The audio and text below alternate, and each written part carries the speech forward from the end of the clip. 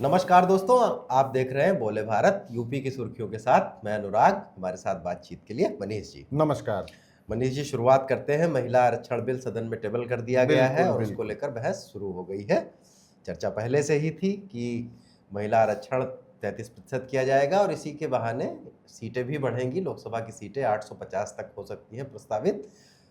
ऐसा बिल लाया गया है, इसको लेकर बहस शुरू हुई है। उत्तर प्रदेश के पूर्व मुख्यमंत्री और सपा मुखिया अखिलेश यादव ने इस पर कहा कि ये आप धोखा देकर बिल ला रहे हैं और इस बिल में उन्होंने महिला के पिछड़ी महिलाओं, दलित महिलाओं के साथ ये भी कहा कि इसमें मुस्लिम महिलाओं के लिए भी किसी किस्म का प्राविधान नहीं है।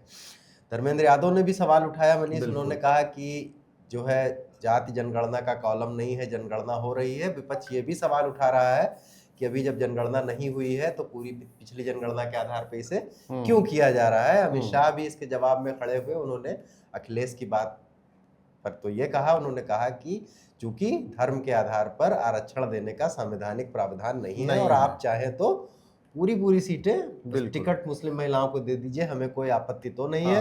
धर्मेंद्र के सवाल पर भी वो बोले कि जाति जनगणना अभी घरों की गिनती हो रही है और घरों की जाति नहीं होती वगैरह वगैरह, इस तरह की नोकझोंक चली। सबसे अहम बात यह है अनुराग कि सभी पार्टियों ने महिला बिल का समर्थन किया है।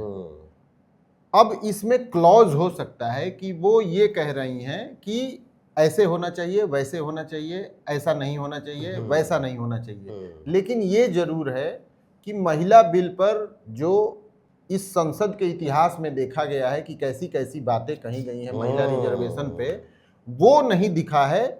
सबने एक राय में महिला बिल का समर्थन तो किया है। ये अलग है कि वो चाह रहे हैं कि इसमें कुछ पहलू और जोड़े जाएं, लेकिन संसद भवन में जाने से पहले सुन लेते हैं कि क्या क्या बयान इस पर आए हैं। इसमें यूपी के तमाम अन्य नेता भी हैं जो दूसरे शहरों में थे, उनसे भी बातचीत की गई है। अध्यक्ष महोदय, अनडेमोक्रेटिक बात माननीय मंत्री जी ने कही। हो सकता है उन्होंने धर्म की बात कही हो, लेकिन पूरा देश आदि आबादी को आरक्षण चाहता है। अध्यक्ष महोदय, मैं माननीय मंत्री से जानना चाहता हूं, क्या मुस्लिम महिला आदि आबादी में नहीं आती हैं?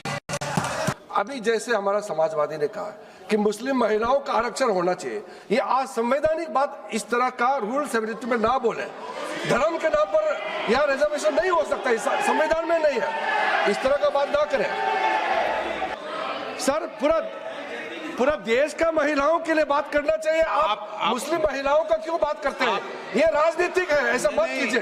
SC, ST, OBC महिलाओं की हिस्सेदारी भी समानुपातिक सुनिश्चित होनी चाहिए। महिला आरक्षण का स्वागत है, लेकिन महिला आरक्षण भेदभावपूर्ण नहीं होना चाहिए। उसमें SC, ST, OBC समाज की महिलाओं की भी समानुपातिक सहभागिता होनी चाहिए। इसमें मनीष एक बात यह है कि ये चीज़ है कि मौखिक बयान पर तो सब ये बात कह रहे हैं कि महिला आरक्षण के हम विरोधी नहीं है, लेकिन सरकार की मंशा गलत है। वो परिसीमन के बहाने इसमें सीटें बढ़ा के उन इलाकों में सीटें बढ़ाना चाहती है जहां उसका दबदबा है। तो अब जो बिल टेबल हुआ है तो उसमें अब अगर टेक्निकली आप जाएंगे तो कांग्रेस ने भी विरोध का नोटिस दे दिया है। तो वो महिला आरक्षण पर हर जगह भी बात कर रहे हो, लेकिन जो बिल में वोटिंग या बहस होगी तो वो विरोध होगा। अब आगे इसमें सरकार के सामने ये भी चुनौती है कि संशोधन के लिए 3/4 का बहुमत चाहिए और 360 MP का वोट चाहिए। बीजेपी के पास, एनडीए के पास 360 का नंबर तो है नहीं, लेकिन चूंकि बहुत सारी पार्टियों ने, जो कि बीजेपी एनडीए में नहीं है, उन्होंने भी समर्थन किया है, तो ऐसा लग रहा है कि आसानी से बिल पास हो जाएगा। हाँ, उसमें जो संवैधानिक संशोधन का बिल है, लेकिन वो कुछ ऐसी टेक्निकलिटीज हैं कि उसको मतलब एक उससे करा लिया जाएगा, वरना कई बार संविधान संशोधन के बिल पास कराना बहुत मुश्किल होता है। खैर, अभी ये बहस चल रही है, ज्यादा स्पष्ट होगा एक बार बिल का प्रारूप भी जब ज्यादा सामने आ जाएगा। लखनऊ में कल बड़ी भीषण आग लगी विकास नगर इलाके में मनीष, और उसमें 2 बच्चे जिंदा जल गए, ऐसी खबरें अब तक आ रही हैं।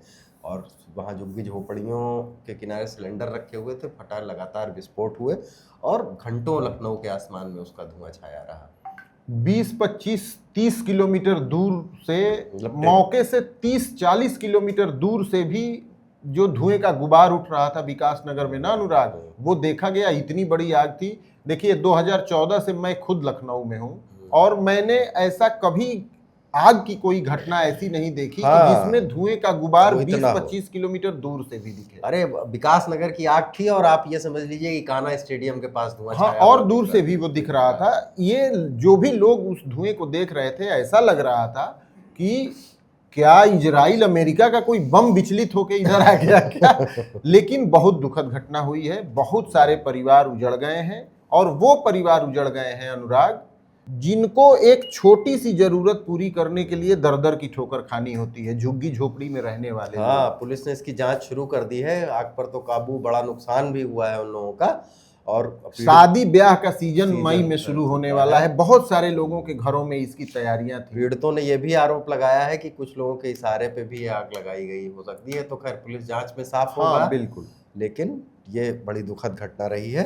अगली खबर पे आ जाते हैं मनीष। संभल में, संभल बहुत चर्चित रहता है और संभल में फिर एक बार फिर बुलडोजर चला है। क्या हुआ है बताइए जरा। संभल में देखिए, सरकार की करीब 6-6.5 बीघे की जमीन थी, जिस पर इमामबाड़ा और ईदगाह अवैध रूप से बना था।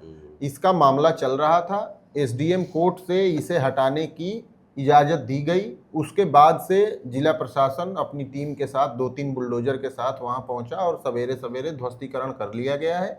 चूंकि ये दोनों ही स्ट्रक्चर अवैध थे, तो इसमें जो जिम्मेदार लोग थे उन्होंने खुद भी कंट्रीब्यूट किया इस डेमोलिशन में। और सबसे खास बात यह है कि चूंकि अदालत से मामला हो के आया था, लंबी सुनवाई भी इसमें चली थी, तो किसी तरीके का विरोध और वो नहीं है। ऐसा होना ही चाहिए। बिल्कुल। और जिला प्रशासन के अफसर ने इस बारे में क्या कहा वो भी सुनिए। ये ग्राम बिछौली में सार्वजनिक उपयोग हेतु सुरक्षित भूमियां थी। 2 गाटा संख्याएं हैं 1240 और 1242। एक पशुचर के नाम से है और एक खाद गड्ढे के नाम से राजस्व अभिलेखों में ये अंकित है। और इनमें अवैध निर्माण करके कब्जा किया हुआ था, जिसको तहसीलदार न्यायालय द्वारा धारा 67 के तहत इसके बेदखली के आदेश पारित किए गए हैं, जिसको ये आज राजस्व और पुलिस की संयुक्त टीम द्वारा इसकी बेदखली की कार्रवाई सुनिश्चित की जा रही है। न्यायिक प्रक्रिया से ऐसा हो तो ज्यादा ही अच्छा है। बिल्कुल। नोएडा मनीष फिलहाल शांत है। नोएडा के औद्योगिक इलाके में शांति है। फैक्ट्रियां चल गई हैं, वर्कर्स काम पे लौट आए हैं और 300-400 लोग गिरफ्तार किए गए हैं। आरजेडी की 2 प्रवक्ता भी जांच के दायरे में हैं, उनके खिलाफ भी केस दर्ज किया गया है। बिल्कुल। और सीएम योगी ने अब ये कहा है कि पूरी जांच हो रही है और जो वर्कर्स हैं उनकी जो समस्याएं हैं, उनकी डिग्निटी, उनकी सोशल सिक्योरिटी, उनकी सामाजिक सुरक्षा और उनके अधिकारों से कोई समझौता नहीं किया जाएगा। और अगर जांच के बाद किसी कंपनी या किसी तरह का कोई दोषी मिलता है तो उस पर सख्त से सख्त कार्रवाई की जाएगी। देखिए, अभी तक ये नजर आ रहा था कि 400 लोग पकड़े गए जो उपद्रव वगैरह में थे, तो उन्होंने कंपनियों को भी ये कहा है कि आप भी जांच के दायरे में हैं और अगर आप गलत कर रहे हैं तो आप पर भी कार्रवाई होगी। देखिए, योगी आदित्यनाथ ने बुधवार को नोएडा से जुड़े हुए जितने भी इंडस्ट्री से खासकर जुड़े हुए जितने अफसर और जितने लोग थे, जिम्मेदार लोग, उनके साथ वीडियो कॉन्फ्रेंसिंग की थी और स्पष्ट निर्देश दिया था कि इस मामले में दोषी जो पाए जाएंगे उन पर कार्रवाई हो, लेकिन इसकी आड़ में मजदूरों, कामगारों, श्रमिकों, इनका कोई भी दमन और उत्पीड़न नहीं होना चाहिए। ये बड़ी बात है, क्योंकि अक्सर पुलिस अपना नंबर बढ़ाने के लिए पुलिस का ध्यान बस केवल घटना स्थल पे जिनको चिन्हित कर लिया उसी पर रह जाता है और घटना की मूल वजह में वो नहीं जाते। ये बहुत बड़ी रिलीफ है कि इसमें वो लोग जो इसको उकसाने में, भड़काने में, सरकारी संपत्ति को नुकसान पहुंचाने में नहीं आगे रहे होंगे, फिर भी पुलिस उनको अपनी चपेट में ले लेती है, जांच के दायरे में लेके तरह तरह की मुश्किलें उनके सामने। पुलिस के पास तो हजारों तरीके हैं। बिल्कुल। तो ये अच्छा है कि इससे कम से कम वहां पर जो मिनिमम बेस तय की गई है वो और बाकी चीजें भी, बहुत सारे कार्यस्थलों पर दिक्कतें होती हैं, उनको मुख्यमंत्री ने इसको एड्रेस किया है तो शायद सुलझे। तो यूपी की सुर्खियों को आज यहीं विराम देते हैं, कल फिर नई सुर्खियों के साथ हाजिर होंगे। तब तक के लिए इजाजत दीजिए। देखते रहिए बोले भारत। धन्यवाद। नमस्कार। नमस्कार।